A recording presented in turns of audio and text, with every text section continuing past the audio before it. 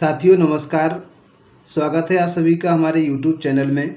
साथियों, आज के हम वीडियो से एक नई सीरीज स्टार्ट करने जा रहे हैं, जो कि हमारे जो कॉम्पिटिटिव छात्र हैं, कंपटीशन की तैयारी कर रहे हैं, उनके लिए बहुत ही उपयोगी होने वाली है। तो आप लोग हमारे चैनल से जुड़े रहें। जिन्होंने अभी तक सब्सक्राइब नहीं किया है तो वो चैनल को सब्सक्राइब कर लें और वीडियो को आगे भी शेयर करें। आप अपनी आवश्यकता के अनुसार हमें कमेंट के माध्यम से बता भी सकते हैं। उन टॉपिक पर भी वीडियो बनाने के बाद आपके साथ में शेयर की जाएगी। तो चलिए आज हम इस सीरीज का जो भारतीय इतिहास, इंडियन हिस्ट्री पर सबसे पहले हम बना रहे हैं। तो आपको क्रम वाइज इंडियन हिस्ट्री के कंप्लीट वीडियो मिलेंगे एक के बाद। तो आज हम पहले वीडियो में हिस्ट्री के आप सभी के साथ में चर्चा करेंगे भारत का इतिहास या इंडियन हिस्ट्री। तो यदि हम इंडियन हिस्ट्री की बात करते हैं या केवल हिस्ट्री की बात करें तो इतिहास क्या है? जो अतीत की घटनाएं हैं, उन अतीत की घटनाओं का विवरण ही इतिहास कहलाता है। अर्थात अतीत का अध्ययन ही इतिहास कहलाता है। अगर इतिहास के दूसरा क्वेश्चन जो आता है यहाँ से कि इतिहास का जनक कौन है, तो इतिहास का जनक है हेरोडोटस। हेरोडोटस को हम इतिहास का जनक मानते हैं। और भारतीय पुरातत्व का जनक सर अलेक्जेंडर कनिंघम को माना जाता है। तो यहाँ से दो क्वेश्चंस बनते हैं कि इतिहास का जनक कौन है और भारतीय पुरातत्व का जनक कौन है। यदि हमें इतिहास का वास्तविक रूप से अध्ययन करना होता है तब हमें उसके पुरातत्व विभाग की जानकारी भी आवश्यक होती है। तो जो भारत में भारतीय पुरातत्व विभाग का जनक माना जाता है सर अलेक्जेंडर कनिंघम को। यदि हम इतिहास की बात करें तो सामान्यतः हम देखते हैं कि जो भी तैयारी करने वाले स्टूडेंट हैं वो केवल तीन तरह का इतिहास जानते हैं कि हमें प्राचीन इतिहास, मध्यकालीन इतिहास और आधुनिक इतिहास, या हम कहें प्राचीन भारत, मध्यकालीन भारत और आधुनिक भारत का इतिहास पढ़ना है। तो यहाँ मैं आपको बताना चाहूँगा कि इसके पूर्व भी कोई इतिहास है जिसे हमें पढ़ना होता है। तो सामान्यतः इतिहास को तीन भागों में या तीन ग्रुपों में बांटा गया है। एक है प्रागैतिहासिक काल, दूसरा है आद्य ऐतिहासिक काल और तीसरा है ऐतिहासिक काल। तो प्रागैतिहासिक काल को pre historic period, proto historic period और हिस्टोरिक पीरियड ये है। तो आज के वीडियो में हम बात करेंगे प्रागैतिहासिक काल क्या है, कितने प्रकारों में इसे और बांटा गया है, इसका अध्ययन हम कैसे करते हैं। तो आज के वीडियो में हम इसकी चर्चा करेंगे। इसके लिए वीडियो के अंत तक आप जरूर जुड़े रहें। तो आगे हम देखते हैं प्रागैतिहासिक काल को कि जो प्री हिस्टोरिक पीरियड है इसकी मुख्य विशेषताएं क्या हैं। तो साथियों, प्री हिस्टोरिक पीरियड या प्रागैतिहासिक काल में जो मानव था वो मानव लिपि और लेखन शैली से परिचित नहीं था। प्रागैतिहासिक काल के अध्ययन के लिए हमें जो स्रोत हैं प्रागैतिहासिक काल के वो केवल अवशेषों के माध्यम से ही मिलते हैं। अर्थात अवशेषों का अध्ययन ही प्रागैतिहासिक काल के अध्ययन का एक मुख्य स्रोत है। प्रागैतिहासिक काल को अध्ययन की दृष्टि से दो भागों में डिवाइड किया गया है, अर्थात दो भागों में बांटा गया है।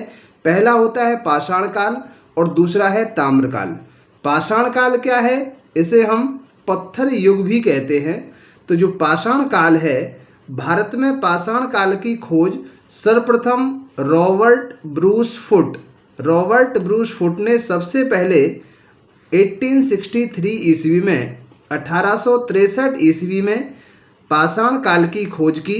और पाषाण काल को भी और अध्ययन को सुलभ बनाने के लिए तीन भागों में डिवाइड किया गया है। एक है पुरापाषाण काल, pre historic period, paleo historic period, दूसरा है मध्य पाषाण काल, मीजो हिस्टोरिक पीरियड और तीसरा है नव पाषाण काल। तो इन तीनों भागों में इसे डिवाइड किया गया है। तो चलिए हम इन तीनों भागों को देख लेते हैं, तीनों कालों को देख लेते हैं किस तरह से इसमें डिवाइड किया गया है, क्या इसकी मुख्य विशेषता है। इन तीनों ही कालों से महत्वपूर्ण प्रश्न बनते हैं जो कि किसी न किसी एग्जाम में जरूर पूछे जाते हैं। इसके पश्चात जो दूसरा भाग है इसका आद्य ऐतिहासिक काल और ऐतिहासिक काल। तो आद्य ऐतिहासिक काल को हम नेक्स्ट वीडियो में आपके साथ में शेयर करेंगे। आज की वीडियो ज़्यादा लंबी न हो इसीलिए हम तीनों भागों को आपके साथ में डिस्कस करते हैं। तो जुड़े रहें हमारे साथ वीडियो के अंत तक। तो पाषाण काल को 3 उपकालों में डिवाइड किया गया है। तो इसमें चलिए देखते हैं। सबसे पहले हम पुरापाषाण काल क्या है, यानी पेलियो हिस्टोरिक पीरियड क्या है, इसकी आयु क्या है, कहाँ से कहाँ तक है। तो साथियों यहाँ जो इसकी एज दी गई है 20 लाख BC से 12,000 BC तक। इस जो समय है, इस समय में आपको वेरिएशन मिल सकते हैं, इसीलिए ये अभी तक किसी भी एग्जामों में इस काल को नहीं पूछा गया है। यदि इससे प्रश्न कोई आता है तो वो प्रश्न बनता है कि मानव जो काल रहा है या मानव का जीवन किस काल में सबसे अधिक व्यतीत हुआ है। तो इसके लिए साथियों सबसे ज़्यादा जो समय है, जब हम तीनों को पढ़ेंगे तो आप खुद ही समझ जाएंगे कि ये पुरापाषाण काल का सबसे लंबा काल रहा है। यदि हम पुरापाषाण काल की विशेषताओं को देखें तो इसमें सबसे पहली है, इसे प्राचीनतम या पत्थर युग भी कहा जाता है। नेक्स्ट पॉइंट है इसका कि इस काल में मानव जीवन अस्थिर व खानाबदोष था। जो मनुष्य का जीवन था या उस समय मानव, जिसे हम आदि मानव कहेंगे, उसका जो जीवन था वो अस्थिर था, एक जगह नहीं रुक पाते थे। खानाबदोष ऐसे मानव को कहा जाता है जो अपनी पूरे जीवन भर भोजन के लिए ही घूमते रहते हैं और खाना को इकट्ठा करते रहते हैं, यानी भोजन का संग्रह करते थे। शिकार करके भोजन का संग्रह करता था। शिकार के लिए पत्थर के औजार इस्तेमाल किए जाते थे। इस काल की मुख्य उपलब्धि आग की खोज है। तो सबसे मेन प्रश्न यही बनता है कि आग की खोज किस काल में हुई थी, तो पुरापाषाण काल में हुई थी। और इसी काल में जो चित्र हैं वो मिले हैं भीमबेटका की गुफाओं में, इससे संबंधित चित्र भी कुछ हमें मिलते हैं। इसके बाद बात करते हैं हम पाषाण काल के दूसरे उपकाल की, जिसे हम कहते हैं मध्य पाषाण काल या मीजोलिथिक पीरियड। मीजोलिथिक पीरियड का जो समय है वो 12,000 BC से 10,000 BC तक माना जाता है। इसका भी हमें वेरिएशन अलग अलग किताबों में अलग अलग मिलता है। तो ये दूसरा उससे छोटा पीरियड है। इसकी जो मुख्य विशेषता है, पहला तो क्या है कि जो मध्य है, नाम से ही स्टार्ट हो पता चल जाता है कि मध्य माने होता है बीच का, अर्थात इसे हम जो पुरापाषाण काल है और नवपाषाण काल, पुरापाषाण काल और नवपाषाण काल के बीच का काल माना जाता है, इसीलिए इसे अपन संक्रमण काल भी कहते हैं। दूसरी इसकी जो मेन विशेषता है कि इस काल में मानव पत्थर के छोटे छोटे औजारों का उपयोग करने लगा था। इन छोटे छोटे औजार या हथियारों को माइक्रोलिथ कहा जाता है। तो क्वेश्चन इसमें से जो बनता है वो बनता है कि माइक्रोलिथ जो औजार हैं किस काल में बनाए गए। माइक्रोलिथ का मतलब होता है छोटे छोटे औजार, अर्थात पत्थर से कुछ छोटे औजारों का उपयोग बनाने लगे थे मानव, और जिनका उपयोग वे शिकार आदि के करने में करते थे। इसके बाद जो मेन विशेषता है इसकी वो है कि मानव ने पशुपालन आरंभ कर दिया था। मनुष्य के द्वारा जो सबसे पहला पाला गया पालतू जानवर है वो कुत्ता है। तो सबसे ज़्यादा क्वेश्चन यही पूछा गया है कि मनुष्य का पहला पालतू जानवर कौन सा है। इसके बाद हम बात करते हैं पुरापाषाण काल के तीसरे काल की, जिसे हम कहते हैं नवपाषाण काल।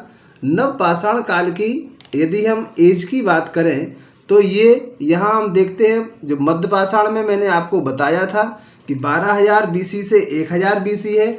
उसके बाद जैसे ही मध्यपाषाण काल खत्म होता है तो नवपाषाण काल आरंभ हो जाता है, जिसका जो समय है वो है 10,000 BC से लेके 3,000 BC तक। इस काल की जो महत्वपूर्ण खोज है या उपलब्धि है वो है पहिए की खोज। तो पहिए की खोज इसकी मुख्य खोज थी। इस काल में मनुष्य ने अपने स्थायी आवास बनाना आरंभ कर दिए थे, जो कि गर्त या जमीन के अंदर गड्ढे बना करके अपना आवास बनाते थे, और कृषि भी करना आरंभ कर दिया था। कृषि में सबसे पहले इन्होंने गेहूं, जौ और चावल की खेती को किया, ये कृषि थी। तो सबसे पहले जो बात है, हमारी 3 प्रश्न हमारे यहाँ बन के मुख्य रूप से आते हैं कि पुरापाषाण काल की जो मुख्य खोज थी वो आग की खोज थी। मध्यपाषाण काल की जो मुख्य खोज थी वो माइक्रोलिथ या छोटे औजार थे, और नवपाषाण की जो मेन उपलब्धि थी वो पहिए की खोज थी। तो 3 बातें हमारी मुख्य हो जाती हैं। तो ये हमारे पहला था। दूसरा युग पाषाण काल के बाद आ जाता है ताम्रपाषाण काल या ताम्रकाल। तो ताम्र पाषाण काल या ताम्र काल जो है इतिहास का एक महत्वपूर्ण काल है। इसमें मुख्य रूप से तांबे की खोज की गई। विश्व में तांबे की खोज करने वाला सबसे पहला देश भारत था। तो इस काल में पत्थर के साथ साथ तांबे का भी उपयोग हथियार बनाने में या औजार बनाने में करने लगे थे, जिनका उपयोग इस काल का मानव शिकार करने में करता था। तांबे का प्रयोग भी सबसे पहले भारत में ही हुआ, खोज भी भारत में हुई और तांबे का प्रयोग भी सबसे पहले भारत में हुआ।